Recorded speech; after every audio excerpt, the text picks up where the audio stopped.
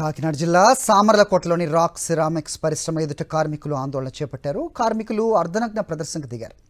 18 ఏళ్లుగా పనిచేస్తున్న 40 మందిని ఎలాంటి నోటీసులు ఇవ్వకుండా విధుల నుంచి తొలగించారని మండిపడ్డారు.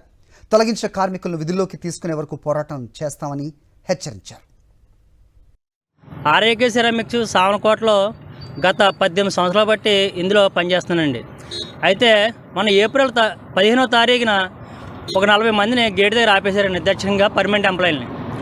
ఎందుకు ఆపారని అడిగితే ఏమీ సమాధానం చెప్తలేదు, ఒక నోటీస్ ఇవ్వలేదు, ఏమీ ఇవ్వలేదండి. అయితే ఇప్పటికి జాయింట్ మీటింగ్లు 4 అవనాయండి. అయితే 4 మీటింగ్లో కూడా 3 నెలలు శాలరీ ఇస్తాం, మీరు వెళ్ళిపోండి అని చెప్తుందండి మేనేజ్మెంటు.